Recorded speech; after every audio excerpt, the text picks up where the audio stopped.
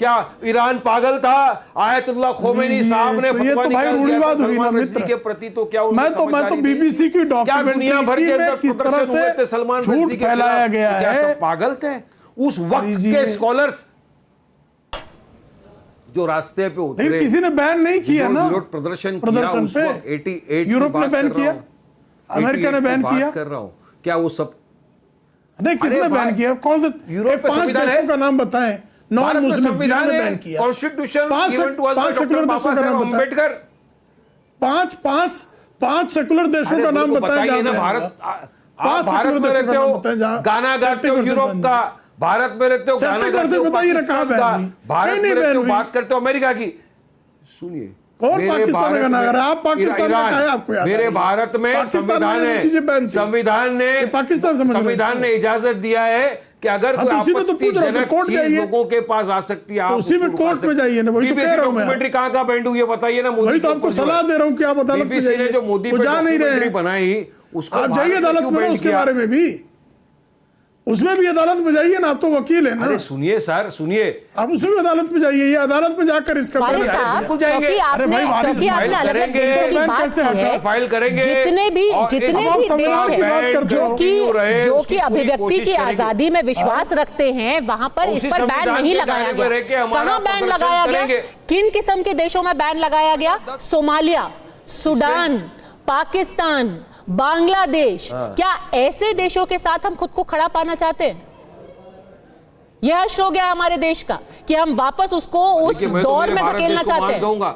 आप मेरे भारत देश को महान मानो नहीं मानो अलग बात है, मैं मेरे भारत देश को महान देश मानता हूं और मैं समझता हूं कि 1988 क्योंकि आपने कहा क्या ईरान के लोग बेवकूफ थे, मैं पूछ रही हूं कि क्या अमेरिका के लोग बेवकूफ है? और अब मोदी सरकार चाहती है देश में, अरे एक साथ कितने लोग बोलेंगे? अभी मोदी सरकार चाहती है देश के अंदर अराजकता फैले, मेन मुद्दों से ध्यान भटक जाए, बढ़ती हुई महंगाई से ध्यान भटक जाए, बेरोजगारी से ध्यान भटक जाए, जुमलेबाजी जो किए थे पूरे ध्यान भटक जाए। हर दिन इसी तरह की बातें आ रही है। कभी संविधान को कत्ल करने की बात, कभी हमारे डॉक्टर बाबा साहेब अम्बेडकर का अपमान करने की बात आ रही है, और उनका नाम लेकर पूरे पार्लियामेंट के सेशन को खत्म कर दिया आप लोगों ने। सुनो प्रेम शुक्ला, सुनो मैं बहुत प्यार से समझा रहा हूं बात।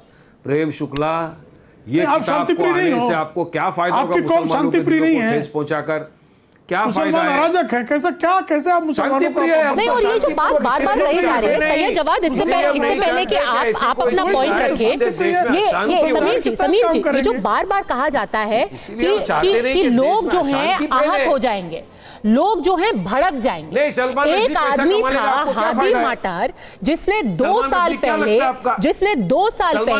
सलमान रश्दी के ऊपर हमला करके उनकी आंखों की रोशनी छीन ली, एक आंख उनकी चली गई। क्या बार बार ये बात को कह करके हम ऐसे ही लोगों को और ऐसी ही विचारधारा को एक तरीके से बढ़ावा नहीं देते कि हाँ ठीक है, आप भड़कोगे, आपकी भावना आहत होगी तो ये करना ठीक है? ये एक तरीके से ऐसी विचारधारा को कवर फायर नहीं देता? मुझे लगता है वारिस पठान जैसे लोगों को पहले किताब पूरी पढ़े, जहां उन्हें आपत्ति है वो उसका स्पष्टीकरण दे कि यहाँ चीजें में आपत्ति है, सूचना और प्रसारण मंत्रालय को लेटर लिखे, कॉपी लगाए, उसकी कॉपी सबमिट करे कि यह यहाँ पर इशिंदा की कोशिश की गई है। मुझे लगता है उसके बाद सरकार विचार करेगी। सिर्फ इस आधार पर कह देना कि भाई राजीव गांधी के समय हमने बैन लगा दिया था, अब किताब इंपोर्ट क्यों की जा रही है, एक भेड़ चाल में चलने से बेहतर है उस किताब को पढ़े। ऋषिनिर्दा की अगर कहीं उन्हें लगता है तो सरकार के पास अपनी आपत्ति दर्ज कराए। सलमान रुश्दी बार कह चुके हैं कि कहीं पर भी इशिंदा नहीं की गई है।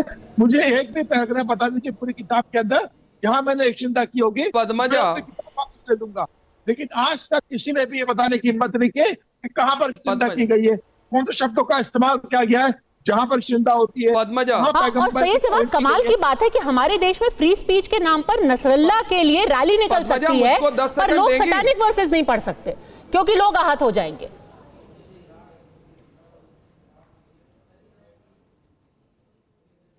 सैयद जवाद।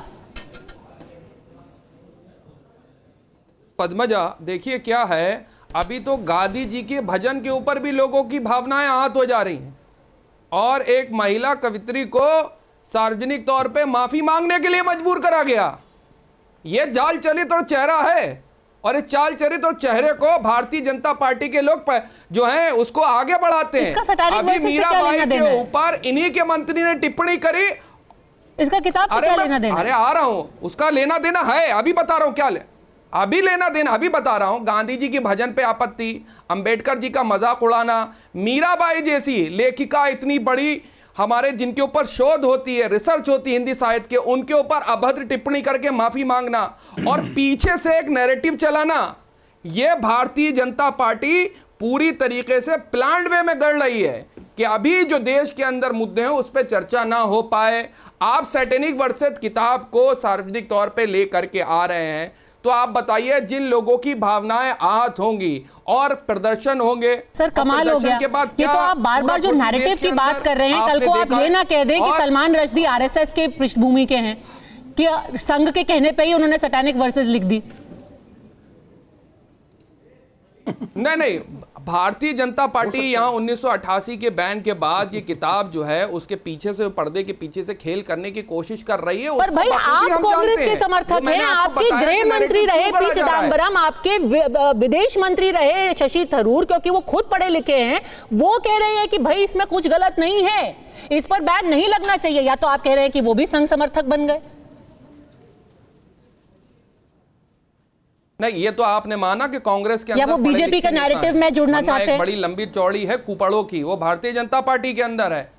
नहीं, वो उनकी अपनी व्यक्तिगत राय हो सकती है, उससे मेरी खास तौर पर पर्सनली बात करूं, इत्तेफाकी नहीं रहती है। आप उनकी बाकी राय से तो पूरा इत्तेफाक रखते हैं, जब वो भाजपा पर हमला बोलते हैं तो पूरा इत्तेफाक रखते हैं। अब ये उनकी व्यक्तिगत राय हो गई, क्योंकि वो अभिव्यक्ति की आजादी के साथ खड़े हुए हैं। बिल्कुल करेंगे, क्योंकि वो कट्टरपंथियों के साथ नहीं खड़े हुए। जैसे प्रॉफिट मोहम्मद के बारे में इन्हीं की नेता नुपुर शर्मा ने टिप्पणी करी थी और उनके लिए उन्होंने लेटर जारी करके कहा था फ्रिंज एलिमेंट है।